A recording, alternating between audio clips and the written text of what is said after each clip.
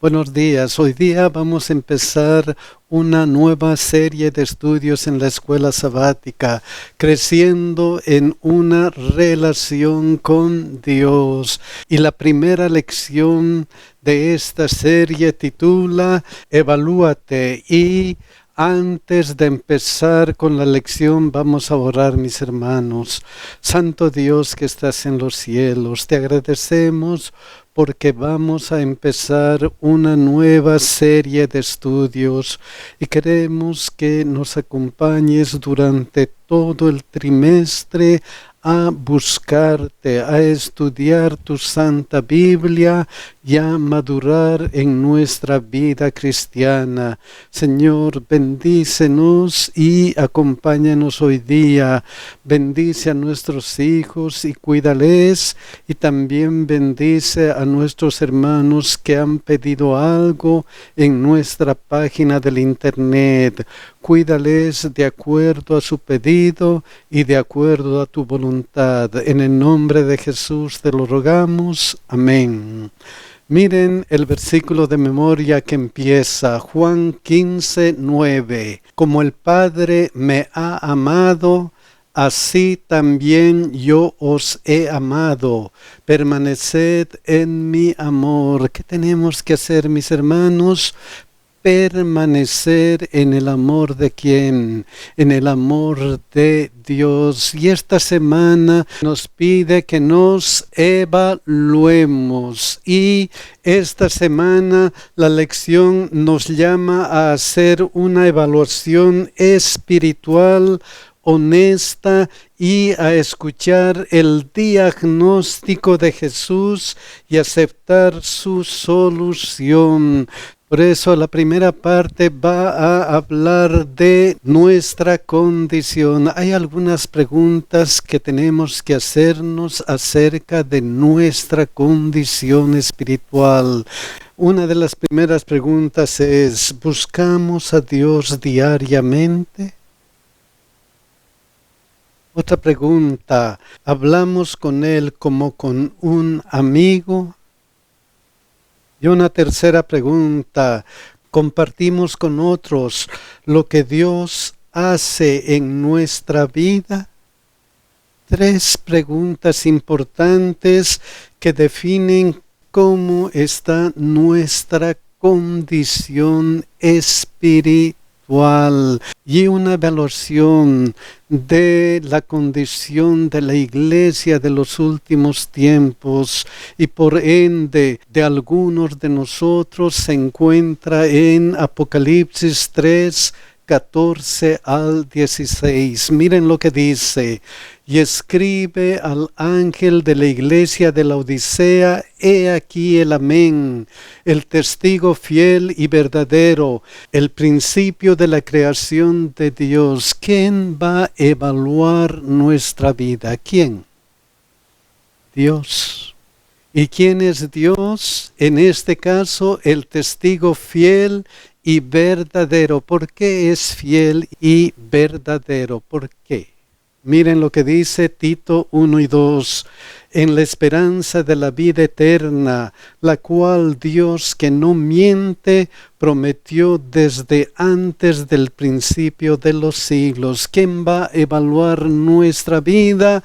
El testigo fiel y verdadero, el que no miente. Entonces, Dios no miente, nos dice la verdad aunque duela. ¿Qué es lo que dice?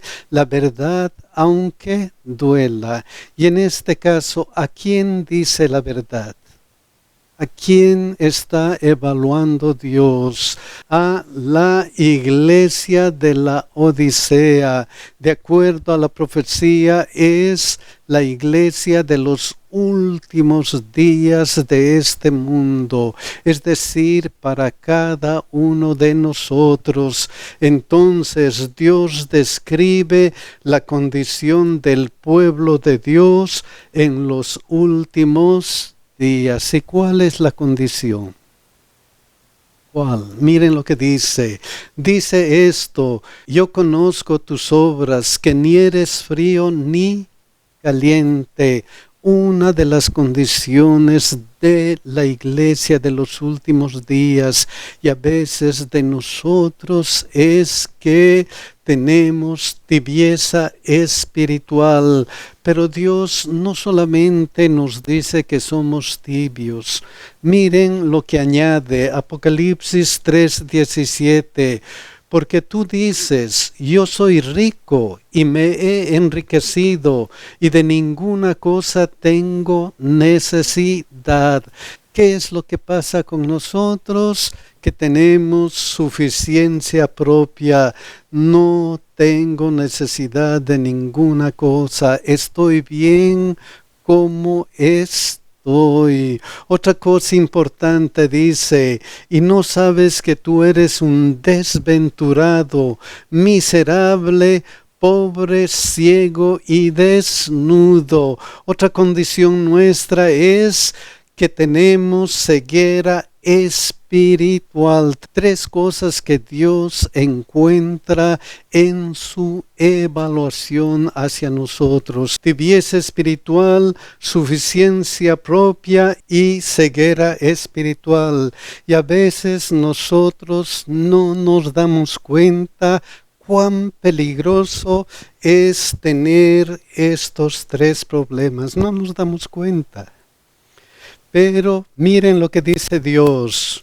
Ojalá fueses frío o caliente, pero por cuanto eres tibio y no frío ni caliente, te vomitaré de mi boca. Entonces nuestro problema es más serio de lo que pensamos. Tenemos que meditar.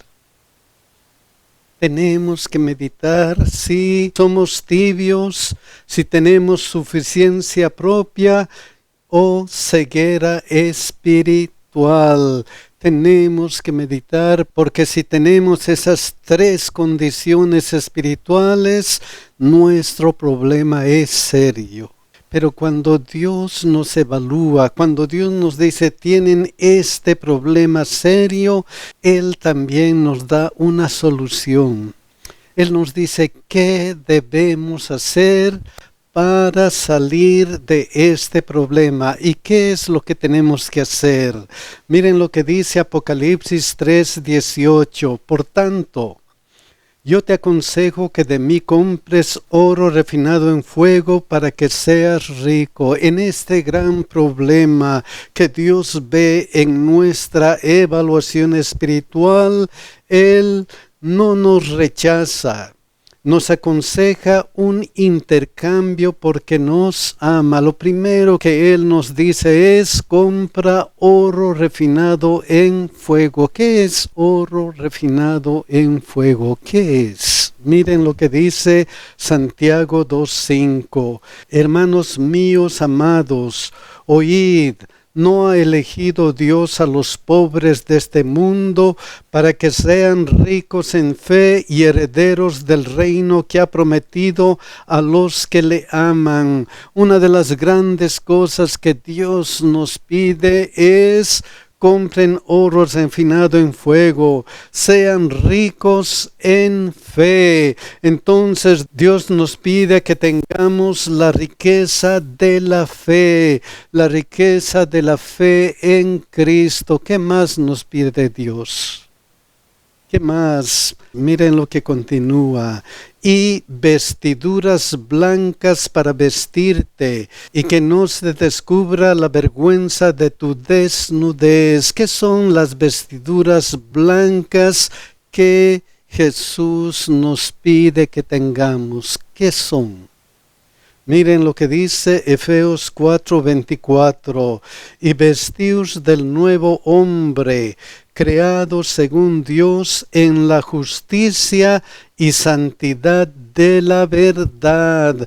Entonces nos pide que nos vistamos de su perfecta justicia que cambia nuestra vida, que nos hace nuevas criaturas. Hay algo más que nos aconseja Dios. Miren lo que dice aquí. Y unge tus ojos con colirio para que veas. Unge tus ojos ¿con qué? con colirio. ¿Qué representa el colirio? Miren lo que dice Juan 16:8. Y cuando Él venga, convencerá al mundo de pecado, de justicia y de juicio. Unge tus ojos con el Espíritu Santo. ¿Para qué? Para que tengamos claridad espiritual. 3 cosas que Dios nos aconseja. Si tienen tibieza espiritual, sean ricos en fe. Si tienen suficiencia propia, adquieran la perfecta justicia de Cristo. Si tienen ceguera espiritual, hagan que el Espíritu Santo les dé claridad espiritual. Lo hermoso de Dios es que no nos obliga, solamente dice: yo te aconsejo. Todo depende de nosotros. Vamos a ir a la segunda parte, que va a hablar de reprensión, arrepentimiento y recompensa.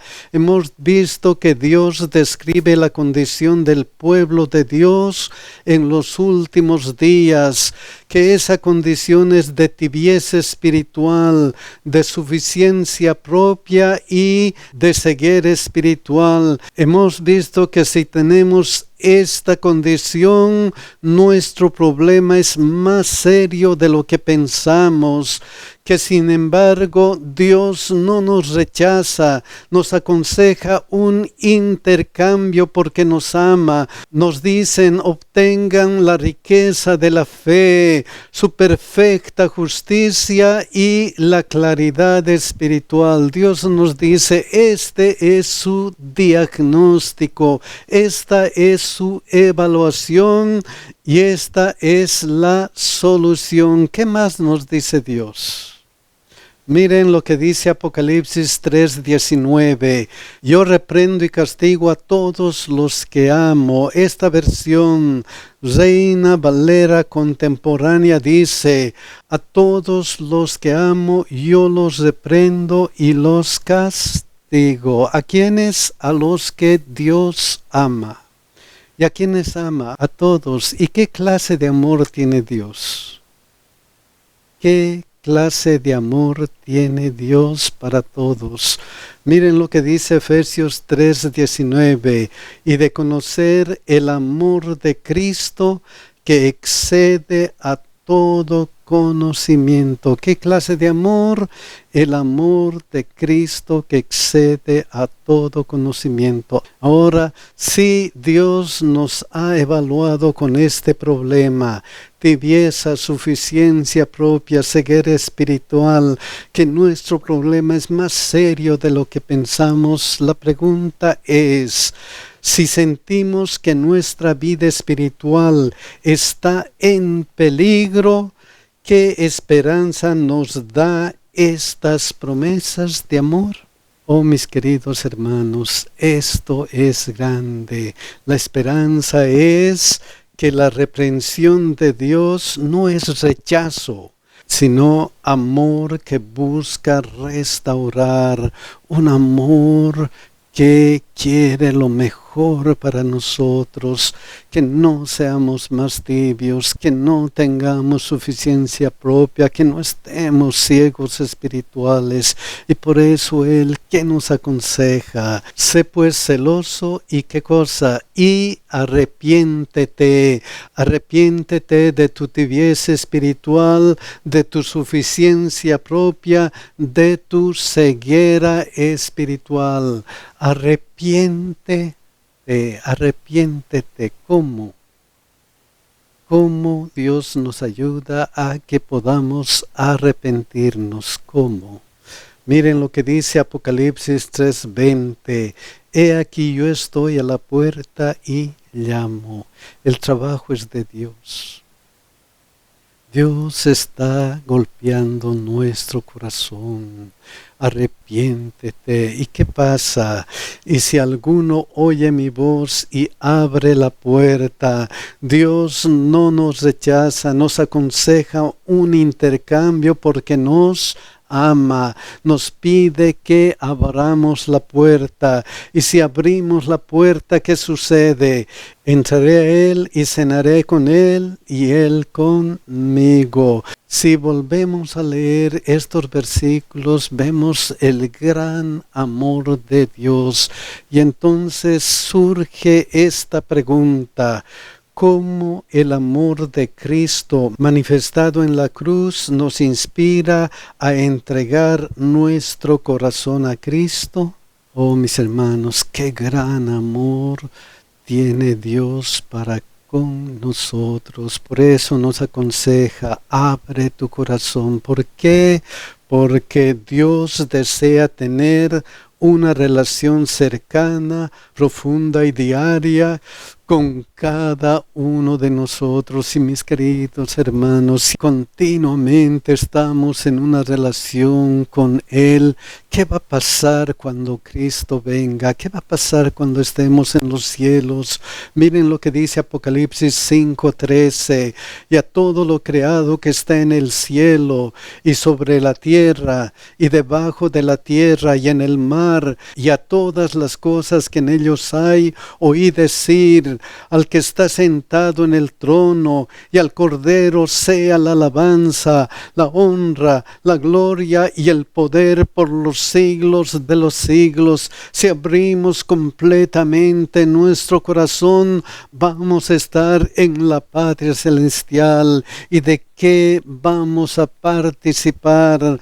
Miren lo que dice Apocalipsis 19:9: y el ángel me dijo: escribe, bienaventurados a los que son llamados a la cena de las bodas del Cordero. Y me dijo: estas son palabras verdaderas de Dios. Dios desea tener una relación cercana, profunda y diaria para llevarnos a la patria celestial. Vamos a pasar al siguiente día, que nos va a hablar del amor eterno de Dios, pero recordamos que a veces nuestra condición es de tibieza espiritual, suficiencia propia y ceguera espiritual, que nuestro problema es más serio de lo que pensamos, que Dios quiere que tengamos la riqueza de la fe, su perfecta justicia y claridad espiritual, que Dios desea tener una relación cercana, profunda y diaria. ¿Por qué esa relación es importante? ¿Por qué? Miren lo que pasó en Génesis 3, 9 y 10. Mas Jehová Dios llamó al hombre y le dijo: ¿dónde estás tú? Dios desea tener una relación cercana, profunda y diaria, no importa cuál sea nuestra condición.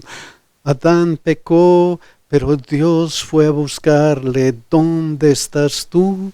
Y él respondió: oí tu voz en el huerto y tuve miedo, porque estaba desnudo y me escondí. El problema es más serio de lo que pensamos. Tenemos un problema serio. Pero ¿qué nos dice Dios? ¿Qué nos dice Dios? Miren lo que dice Jeremías 31:3. Jehová se manifestó a mí hace ya mucho tiempo diciendo: con amor eterno te he amado, por tanto te prolongué mi misericordia. Con amor eterno te he amado. Por tanto, si estás tibio, si tienes suficiencia propia, ceguera espiritual, no te preocupes. Yo te he de dar riqueza de fe, perfecta justicia, claridad espiritual. Para tener todo esto, solamente tienes que abrir tu corazón al llamado de Cristo, y con la ayuda de Dios podemos vencer, podemos estar en la patria celestial.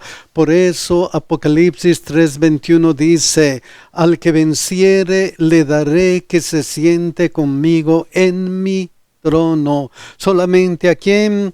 al que venciere, al que tiene una relación cercana, profunda y diaria. ¿Con quién?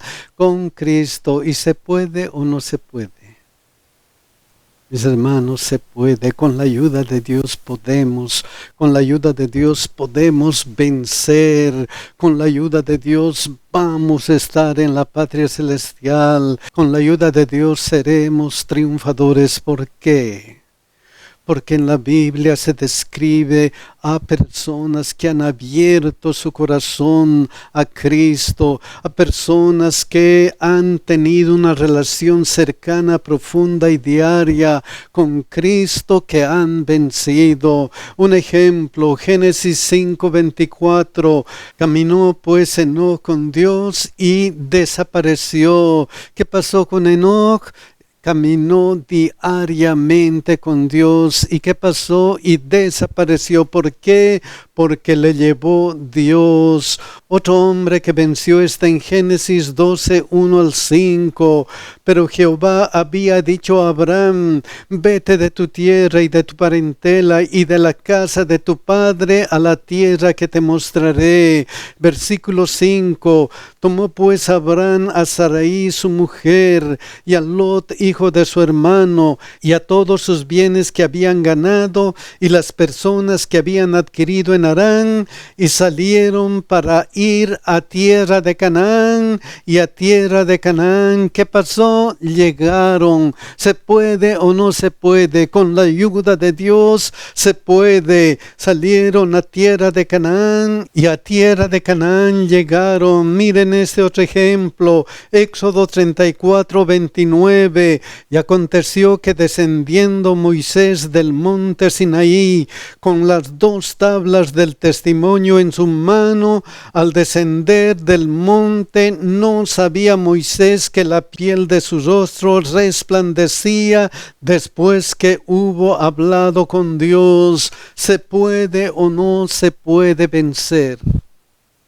Sí, se puede vencer como estos hombres vencieron, pero continúa el versículo: al que venciere le daré que se siente conmigo en mi trono, así como yo he vencido y me he sentado con mi Padre en su trono. Dios nos dice: van a vencer, van a lograr la victoria, porque yo he vencido, yo he logrado la victoria. Por eso Romanos 8:37 dice: antes en todas estas cosas somos más que vencedores por medio de aquel que nos amó. Somos, ¿qué cosa? Más que vencedores. ¿Por medio de quién? Por medio de Jesucristo. Él es nuestra garantía de que seremos vencedores. Vamos a vencer con su ayuda. Vamos a pasar al siguiente día, que nos va a hablar de permanecer, recordando que nuestro problema es más serio de lo que pensamos, que Dios nos dice y nos pide que tengamos la riqueza de la fe, su perfecta justicia y claridad espiritual, que Dios desea tener una relación cercana, profunda y diaria. Ante esto, si Dios desea tener una relación cercana, profunda y diaria, surge la pregunta: ¿qué significa permanecer en una relación íntima con Dios? ¿Qué significa? Vamos a ver Juan 15:4-7, que nos explica qué significa permanecer en Dios. En primer lugar, permaneced en mí y yo en vosotros. ¿Qué significa permanecer en una relación íntima con Dios? Significa estar conectados a Dios siempre. Permaneced en mí y yo en vosotros. ¿Qué más significa? Como el pámpano no puede llevar fruto por sí mismo si no permanece en la vid, así tampoco vosotros si no permanecéis en mí. Yo soy la vid, vosotros los pámpanos. El que permanece en mí y yo en él, éste lleva mucho fruto. Permanecer en una relación íntima con Dios significa dar muchos frutos espirituales. Este lleva mucho fruto. ¿Qué más? Porque separados de mí nada podéis hacer. ¿Qué podemos hacer separados de Cristo? Nada. Entonces, permanecer en una relación íntima con Dios significa dependencia de Dios continua. ¿Qué más? El que en mí no permanece será echado fuera como pámpano y se secará, y los recogen y los echan en el fuego y arden. En una relación íntima con Dios, de acuerdo a eso, significa una relación vital. Si no permanecemos, entonces seremos echados fuera como pámpano. Otro significado: si permanecéis en mí y mis palabras permanecen en vosotros, pedid todo lo que queréis y os será hecho. ¿Qué otro significado tiene permanecer en una relación íntima con Dios? Significa sentir la ayuda continua ¿de quién? De Dios. Otra cosa importante está en Juan 15, 9 y 10. Esta parte: si guardareis mis mandamientos, permaneceréis en mi amor, así como yo he guardado los mandamientos de mi Padre y permanezco en su amor. ¿Qué significa permanecer en una relación íntima con Dios? Significa seguir el ejemplo de Jesús guardando sus mandamientos por amor. Hay que guardar sus mandamientos por amor. ¿Qué más significa permanecer en una relación íntima con Dios? ¿Qué significa? Como el Padre me ha amado, así también yo os he amado. Permaneced en mi amor. ¿Qué significa? Significa sentir el gozo del amor de Dios, mis queridos hermanos. Para tener todas estas cosas, tenemos que permanecer en Cristo. Si permanecemos en Él, vamos a sentir el gozo de ser cristianos. Vamos a pasar al último día, que nos va a hablar de unidos a la vida. Una pregunta: ¿por qué amamos a Dios? ¿Por qué? Miren lo que dice 1 Juan 4:19. Nosotros le amamos a Él. ¿Por qué? Porque Él nos amó primero. Entonces, nuestra respuesta de amor es una reacción a lo que Dios hizo primero. ¿Y qué hizo Dios? Nos amó tanto que se ha sacrificado por cada uno de nosotros. Y si amamos a Dios, ¿qué sucede?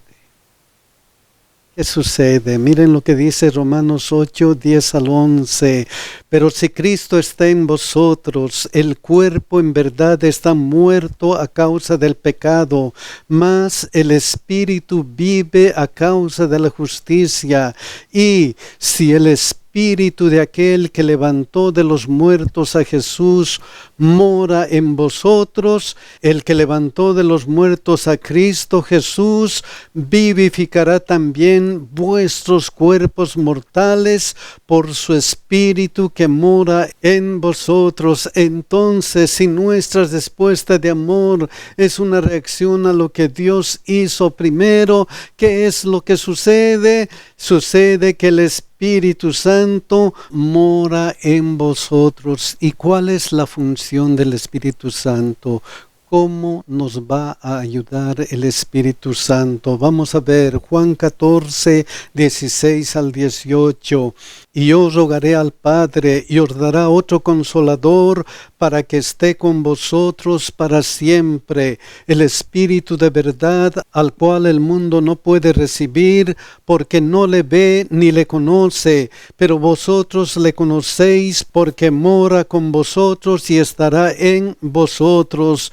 ¿Qué hace el Espíritu Santo? Mora en vosotros. Por eso no os dejaré huérfanos, vendré a vosotros. Entonces el Espíritu Santo es nuestro consolador. ¿Qué más hace el Espíritu Santo para nosotros? Juan 15, 26. Pero cuando venga el Consolador, a quien yo os enviaré del Padre, el Espíritu de verdad, el cual procede del Padre, Él dará testimonio acerca de mí. ¿Qué más va a hacer el Espíritu Santo? El Espíritu Santo nos revela a Jesús continuamente, nos lleva a Jesús continuamente. Otra función del Espíritu Santo. Juan 16, 7 y 8, pero yo os digo la verdad, os conviene que yo me vaya, porque si no me fuera, el Consolador no vendría a vosotros, mas si me fuere, os lo enviaré. Y cuando Él venga, convencerá al mundo de pecado, de justicia y de juicio. Otra función del Espíritu Santo. El Espíritu Santo nos convence de pecado. Si hemos pecado, el Espíritu Santo nos dice, has pecado, tienes que ir a Jesucristo. Otra cosa que hace el Espíritu Santo para nosotros, Juan 16, 13, pero cuando venga el Espíritu de verdad, Él os guiará a toda la verdad, porque no hablará por su propia cuenta, sino que hablará todo lo que oyere y os hará saber las cosas que habrán de venir. Entonces el Espíritu Santo nos guía a toda la verdad. La función del Espíritu Santo es mantenernos unidos a la vid. Es como la savia que ayuda a crecer y tenemos que estar seguros que el Espíritu Santo va a morar en nosotros. ¿Por qué? ¿Por qué tenemos que estar seguros? Miren lo que dice Lucas 11, 13. Pues si vosotros siendo malos sabéis dar buenas dádivas a vuestros hijos, cuánto más vuestro Padre Celestial dará el Espíritu Santo a los que se lo piden. Entonces, Dios está dispuesto a darnos el Espíritu. Lo único que necesitamos es pedir, Señor, danos el Espíritu Santo. Necesitamos el Espíritu Santo para mejorar nuestra vida cristiana. Que Dios nos bendiga y que Dios nos cuide, mis hermanos.